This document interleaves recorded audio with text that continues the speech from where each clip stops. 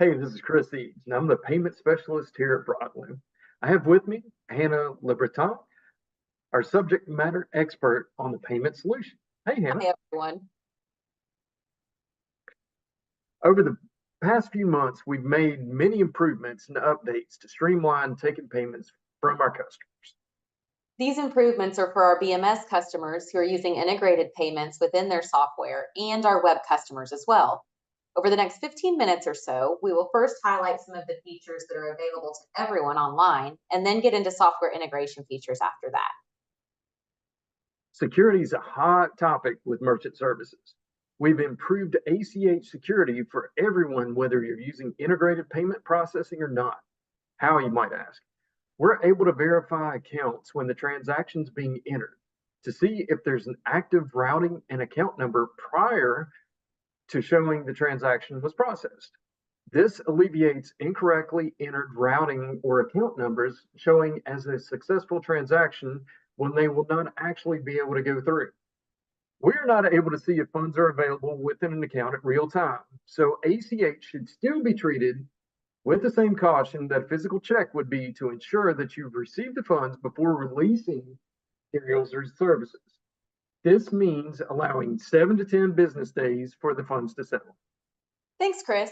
In addition to that security update, there have been some great changes in the web portal to make research and reconciliation easier. Within the Reports tab, you can find the deposit report and the monthly fee statement, which have both been enhanced. Awesome. Let's look at the deposit report that now has very clear columns that can be filtered for a specific time frame, the default being a rolling 30-day view. You can easily see the number of transactions involved in each deposit, as well as the total dollar amount. Withdrawals can more easily be seen in their own column instead of being buried within the grand total. At the very bottom of the screen, you'll see the totals in each column for the filtered time frame. Checking into a deposit will allow you to see the details on all transactions included with an easy view of the deposit and withdrawal amounts. You can use this screen to take you directly back to the transaction in question on the Payments tab. Do this by hovering over the amount that you would like more information on, then selecting the blue icon to its right. You can see an explanation of any deduction amounts at the bottom of your screen. Monthly fee statements have been updated to make them much easier to understand as well. Along the top of the statement, you'll see a concise summary highlighting key points like the total number of transactions, total sales, total fees, and any refunds or adjustments made during the statement period. Clicking on any one of these will bring you to the section they are referencing so that you can see further details. In the deposit section of the fee statement, you now see a detailed list of dates and IDs that give insight into timing and specifics of funds deposited through the month. You can now click into the deposit IDs to open a new tab with all the details of that deposit. The section on daily sales offers a clear view of your financial performance on a day-to-day basis, so you can more easily track fluctuations and trends in sales activity. Underneath that, you can see a section detailing your volumes.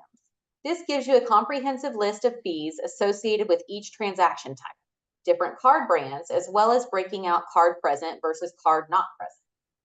Having a clear view of the fee structure for each transaction allows you to easily understand the costs associated with processing different payments. Refunds and adjustments, disputes, and ACH rejects are all broken out separately in their respective sections as well, now giving you the ability to click each ID and open a new tab, taking you into the details of that specific transaction. We're excited about all of these updates and hope they contribute to making everyone's daily routine a little easier. That's awesome. I know one of the protections we have in place is that we don't allow money to be refunded back to a customer without knowing where the funds came from initially.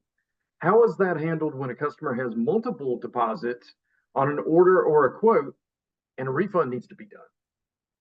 Great question, Chris. We've made an update so that you can choose where to send a refund when you have multiple deposits on a quote or an order.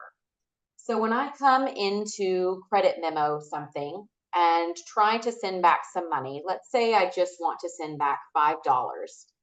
As long as that $5 is less than the amount I originally took, I will be able to pick any transaction that is on that order currently. So I'm going to go ahead and go through this credit memo process and continue through. And when it gets to the point that it asks what I want to do with the money, I can now view the distributions. We are now viewing the distributions, and we can see that we have both a $2,000 and a $2,200 deposit on this job. When I go to select one of these, it will check to see whether I can do a void or a refund. This first one is not voidable because it was not done today. As a reminder, voids can only be done for 100% of the transaction before the batch occurs, but refunds, which happen after batching, can be any amount lower than that initial transaction. So let's switch over to this second transaction and see if we can refund that instead. I'm going to take off the first selection and put on the second. This one, the transaction is not refundable. So this one that we did today can be voided. The top one, I can go ahead and refund. And if you're wondering why that is, it's protection for you. We want to make sure that you actually receive funds before trying to give them back. Absolutely, that's correct. I'm going to go ahead and continue through here, and it will be able to send this $5 back to the card that I initially transacted it on. Refund is successful, and I can get out of that portion. So now that we've talked about doing refunds and voids on a card not present transaction, what about voiding and refunding when our customers are using a terminal? When voiding or refunding a transaction that was initially run on a terminal, you'll have to use that terminal again. Now, you can choose which terminal to send a refund to instead of being forced to use the original one. The voids that are set back to the original terminal can go through without touching the terminal as long as it's lit up with the Spin POS online screen. This is helpful if your accounting department is handling refunds in a different office than sales works in. They will be able to use their own terminal instead of the one sales team. It will automatically default to the terminal that was originally used. So if we want to refund one of these transactions for a penny that were done on a terminal, and we go down to delete deposit, it's going to show us that we have to use a terminal to do that. The messaging that pops up will automatically select the terminal that was used when the original transaction was taken. But if you want to use a different terminal, you can select a different one. Remember, for refunds, you'll need to interact with the terminal using the original card information. So once you see that screen, you'll just need to turn to your terminal and enter what is needed. That's a great enhancement. Got it. Thanks. The last update we'd like to share with you today is the ability to view all unmatched transactions in one place. Hannah, please tell me more about this great enhancement. So these will be the transactions that were run on the web and documented in your software, but the two have not yet been linked together.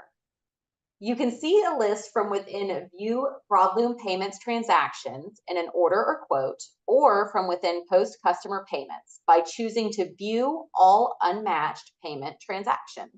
In Post Customer Payments, you can see this option whether or not a customer has been selected to work with.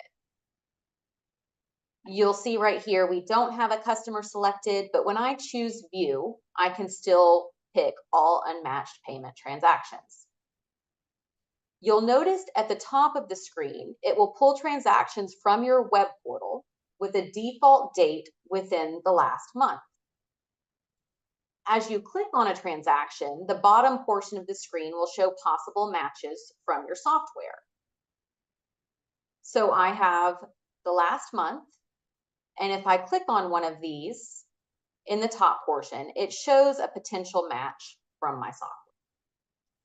There's a chance the date might not match exactly to what you documented in your software if you weren't careful. In this case, you can adjust the dates below to pull out further and have other potential options. The Match Customer Detail box can be used in the same way to offer additional choices if the names don't quite match up between the web portal and the software. For example, Christopher versus Chris, or when a spouse pays with a different first or last name. Down in the bottom box, you will be able to see AR payments, as we saw up here, and you can see payments that were done on an order or a quote. It will tell you the type. It doesn't matter whether those have already been linked up to an invoice or not. It will show all of those. This screen should be a huge time saver since you can see everything at once. Thank you so much, Hannah. We just want to thank you very, very much for your time today and being a Broadloom client. We hope you enjoy these enhancements, and we look forward to bringing you a whole lot more. Don't forget to hit the notification bell so you'll be notified of upcoming training webinars